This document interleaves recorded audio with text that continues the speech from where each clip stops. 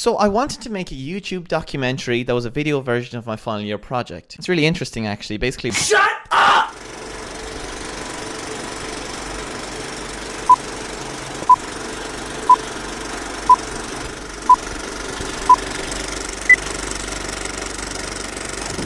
Let's get right into the video!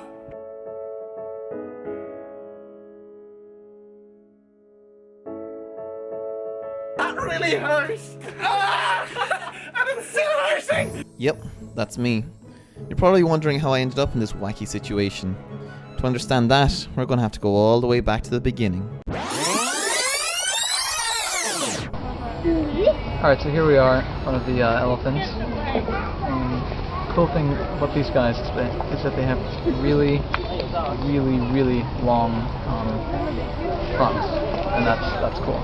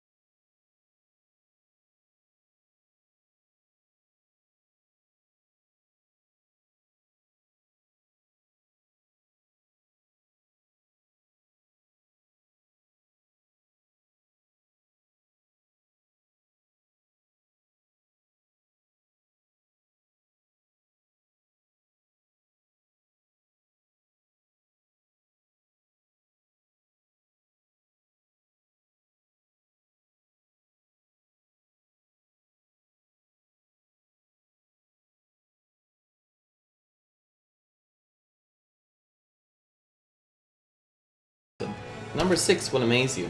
They range from video, obviously video is going to be in it, all the way to things like the community that is on YouTube. But let's just jump into it.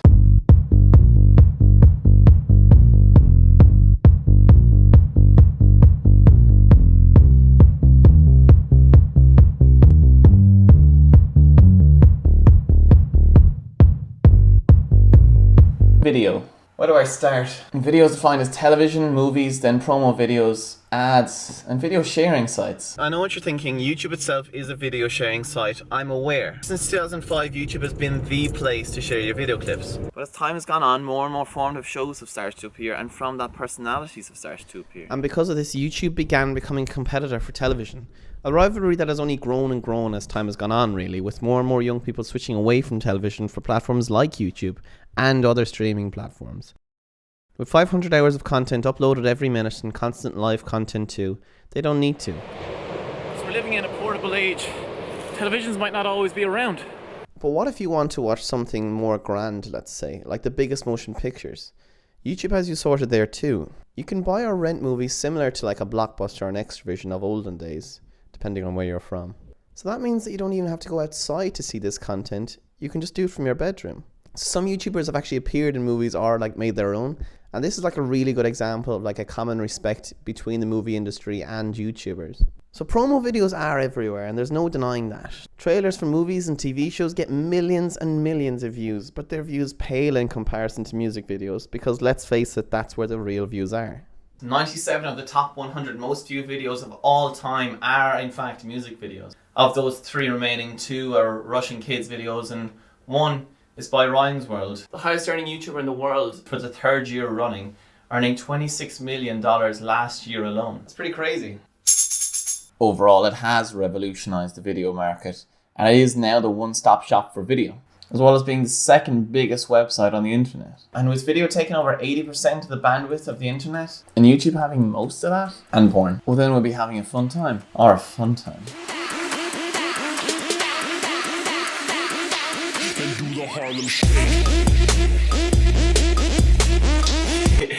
Story time. I bought you a car. Yeah, so publications are things like books, magazines, newspapers, blogs, research papers and stuff like that. That is what a publication is, right? No. So obviously words aren't really a big thing on YouTube, but audiobooks are. And YouTube has a ton of audiobooks. But the focus of YouTube isn't purely audio content. So YouTube doesn't really focus on it too much. It leaves it more to sites like Audible. Audible is home to a ton of great audiobooks. If you sign up now, you can get a free audiobook. Just go to audible.com/FYP. Hey, yeah, I'm lonely. Do you want to be in this FYP video with me? Really? Cool. I'll see you in a few minutes, so yeah. Okay, bye. So what has happened? Magazines and newspapers. What do you want me to say? Read the script. Well, you handsome man. Did you write this? Yeah. Well, they became news and magazine style shows. For example, news shows like Philip DeFranco came out every weekday, and they're all like well researched and accurate pieces of news. There is a bit of bias, but it's admitted to, and it's not constant. Magazine type things have become channels like Clever TV that delve into celeb gossip and news and who wore what and when and why and where. Then things like blogs have evolved into this. Do you have an arrow pointing at the camera? Yeah. Do you think I'm stupid? Oh my god, you do. You actually do. As if I wouldn't know. You know what? You really are a piece of shit. Blogs are just little pieces of people's lives, like diary entries, but in video form. It's a great place to show your friendships to the world. Isn't that right, Christian? What? Or to do something nice for someone in first person. There you go. Thanks, Brian. That's so kind. Or to prank someone. Piece of that. Yeah, sure, Brian. Just a little bit, though. Okay.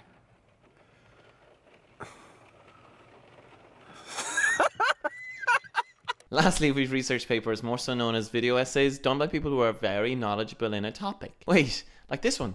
Does this mean I'm a genius? Still no. And get out of my house. That's it for today's topic 2. Thanks for watching, David. Don't forget to like and subscribe. Tag me at BriansMovies. And now I'm going to call on all the power of the MCU. I am Brian Man.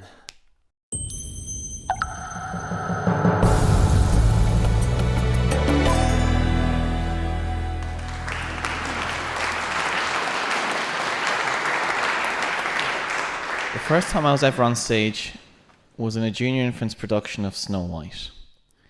I was the magic mirror, of course, and I was in 5th class at the time. I was only in the play because someone was sick. And yes, I know what you're all thinking. I gave it the performance of a lifetime.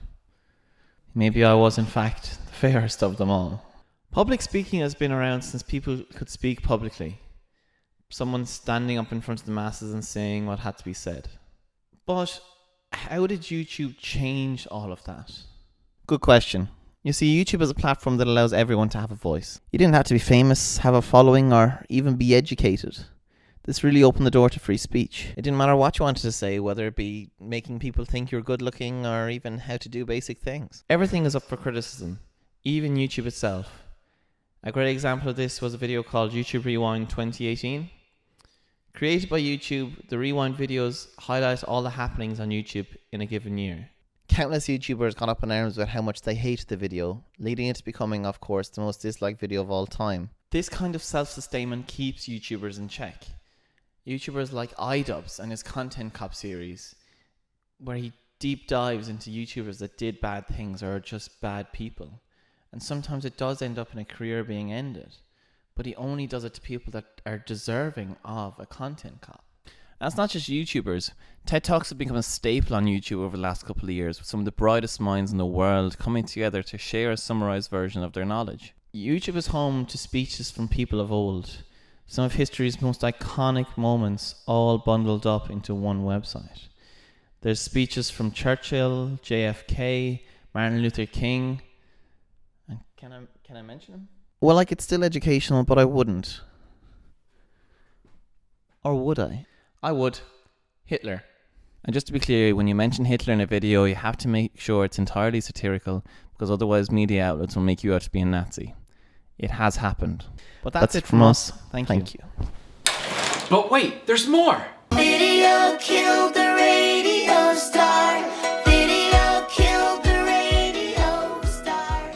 And we are live. So today I'm joined by Connor and Tobin, aka Ranners, and we're doing the Hot Ones challenge. So basically after every question we're going to eat a chicken dipper and it's going to get gradually spicier. You ready for the first one? Let's go. So I have to ask, radio for so long has been in our cars, in our work, in our homes, okay? And since the smartphone era came along, podcasts have arrived as well. But how has YouTube incorporated all of this? So yeah, YouTube has just taken the idea of radio and just ran with it. You can listen to live radio on YouTube as well as many other interactive types of media. Everything just has a spice to it. Hey, so tell me, with all this spicy media, like YouTube has not only changed how like me and you chat here, but also how people communicate in general, hasn't it? Yeah, exactly. So some channels do ASMR, which is essentially whispering, but it's really popular. Maybe we're missing out. We should give it a go. You go first. What do you want me to say? I don't know, but I think this is weird and we should stop. Okay, back on topic. So do you think YouTube has replaced something like radio? No, radio is not dying anytime soon. It's just in a stage of evolution. Radio stations now create content that can go on platforms like YouTube. Artists covering songs is a big one, and famous people doing challenges too. They have broadened their horizons with online platforms, and they have understood the importance of having content not suitable on air. Not like in a bad way, but it needs visuals too, something radio just doesn't have. It's like that version of Africa I saw the other day. Oh, you're gonna love this. This lad's really talented. Can we get that up? He's so talented. It's gonna take a lot to drag me away from you. There's nothing that 100 men or more could ever do.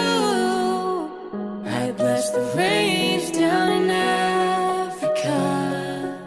It's gonna take some time to do the things we never had. Oh.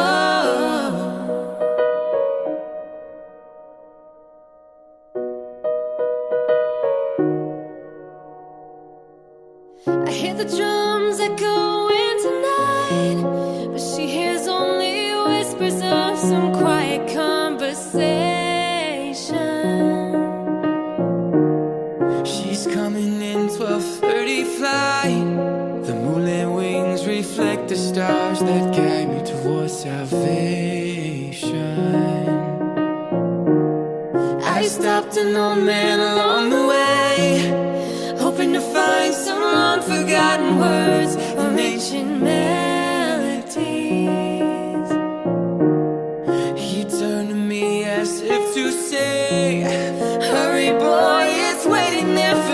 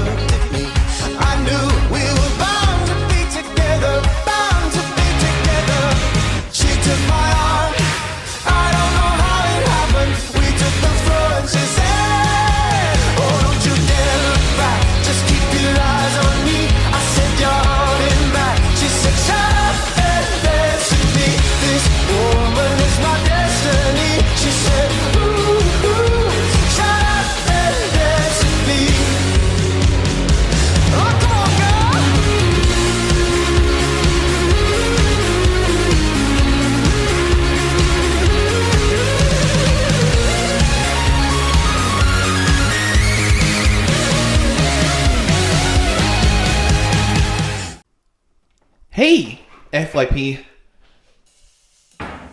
Brian here. What are performances and how has YouTube changed it? How did entertainment change from theatre to something like YouTube? You see, in a time before the internet or even television, you had to leave your house to consume a performance.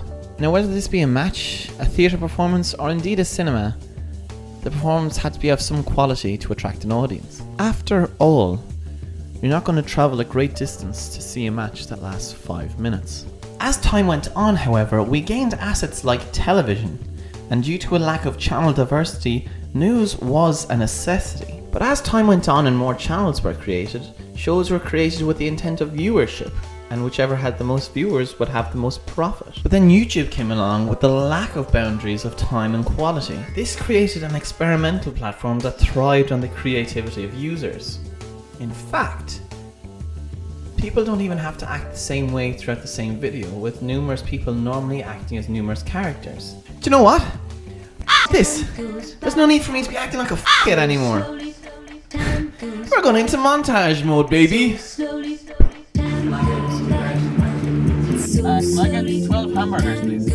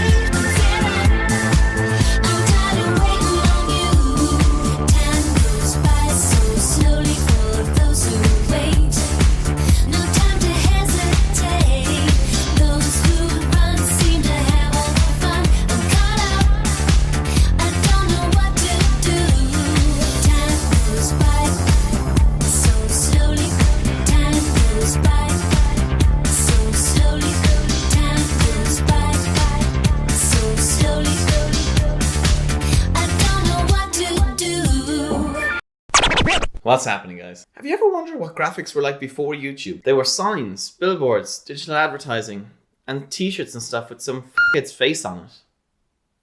Hey! But on YouTube, graphics have stayed mostly in the form of thumbnails. Let's look at some. Brought to us by Shane Dawson, aka what 2011 looked like. First was the year of no custom thumbnails. Basically what YouTube did was they took a random frame from the video and that along with the title and rating were all you had when you were deciding what you wanted to watch. They were usually bad quality and as about informative as a YouTuber apology. But they were simple and people didn't really care about them. Just like a YouTuber apology. Next was the era of early custom thumbnails where just getting the attention of the growing YouTube audience was the priority. This meant bright colours and simple images and also some buzzwords. People didn't really get Photoshop. Now we have the modern thumbnail. As you can see from Shane's thumbnail with Jeffree Star, thumbnails have gotten a lot better. They probably just got someone better at Photoshop. These thumbnails are a good representation of Shane Dawson's journey on YouTube. He went from making really clickbaity videos to making very well made documentaries. And their thumbnails reflect that. Next we have advertising. So with the virality of YouTube came advertising, and two of the most viral ads of all time came from sports company Nike. Nike? Nah.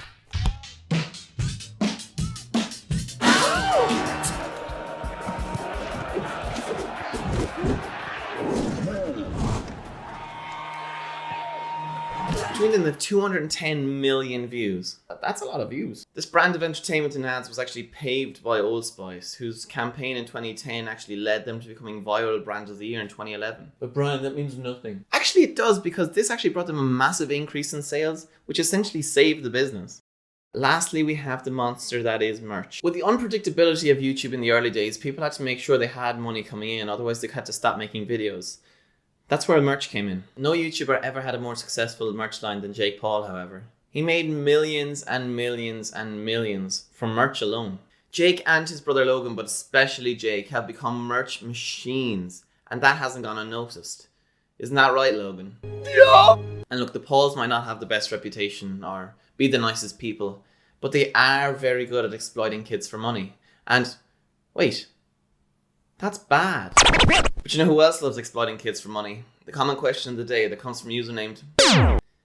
And their question is... Hi Brian, my comment question of the day is, do you know the way? Leave your interesting or creative responses in the comment section below.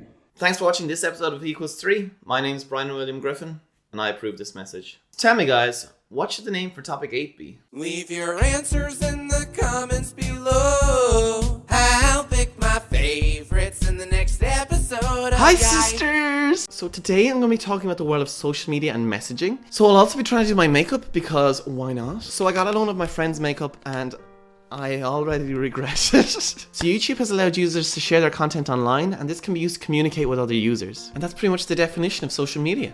Likes and dislikes are like super important because it literally shows a person's reaction to a video. Funnily enough, the most disliked video of all time on YouTube is actually by YouTube itself and has over 18 million dislikes. That's hot. A more accurate form of response to videos comes in the form of comments. So comments allow users to say what they thought about the video, or really anything they want to say at all. The actual creators can reply to each comment themselves, but so can everyone else to watch the video, so a discussion can be started on every single comment on every single video. YouTube has its own live streaming functionality which allows users to create a live video and interact with users in real time. This ability to communicate in real time really allows creators to interact with the users that watch and comment.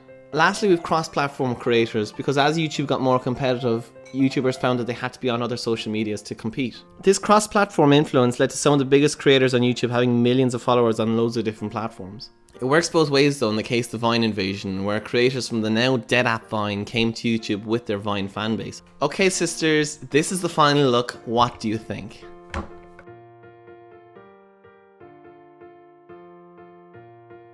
Three, two, one, drop it.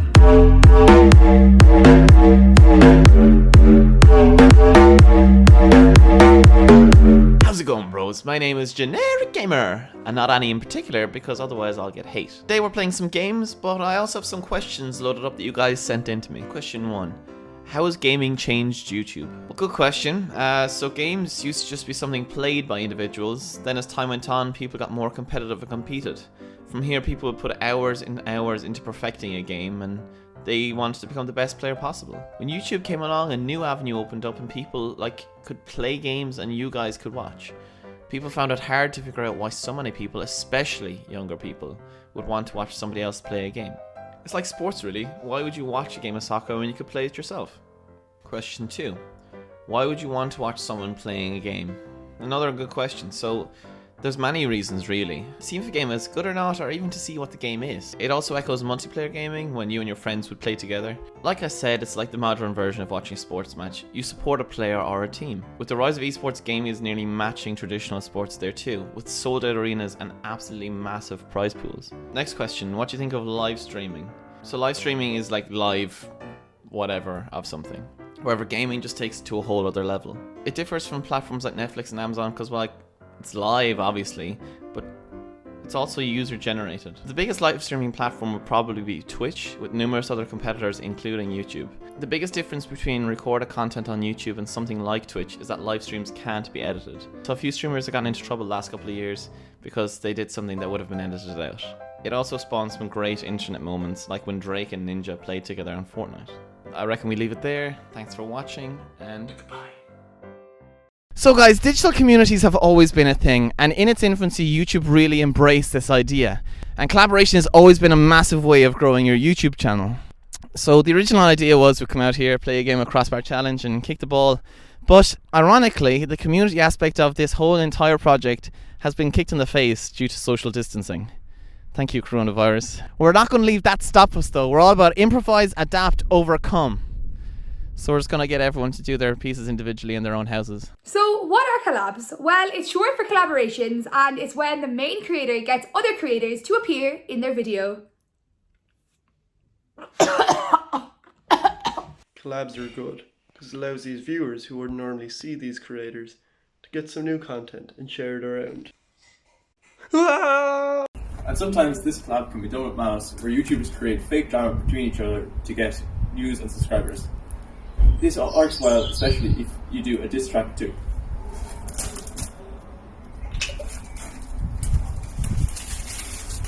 That was pathetic. Some YouTubers do make the point of commenting on this drama, other channels focus on exposing this drama, or other bad things that YouTubers have done. Export of YouTube. It's creator burnout, as the work can be hard at sometimes and rewarding. Some YouTubers just need a break, Brian Griffin. On the bright side, however, the YouTube community as a whole has been very supportive. I mean, take Mr. Beast for example. He raised over $20 million for a tree planting charity. Lastly, it's me, and I'm doing the crossbar challenge.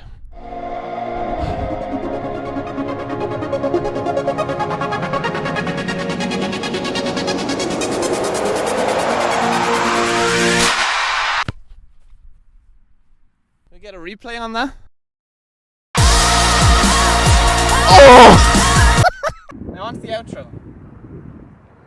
And that's FYP done, everybody. That's it. That is the whole thing. I hope you enjoyed it. Don't forget to smash that like button and subscribe as well. If you want to go more into detail about everything that I've been talking about and all the Easter eggs and everything like that, you can in my final year thesis. That's right, it is a college project. And remember, that's just a theory. A YouTube theory. You know, it isn't just a theory, it's research, it's just a saying. And because you have put in the time and effort to get this far in the video, I said I'd give you a little surprise. So get ready, because I'm going to show you the first YouTube video that I ever made on October 27th, 2010.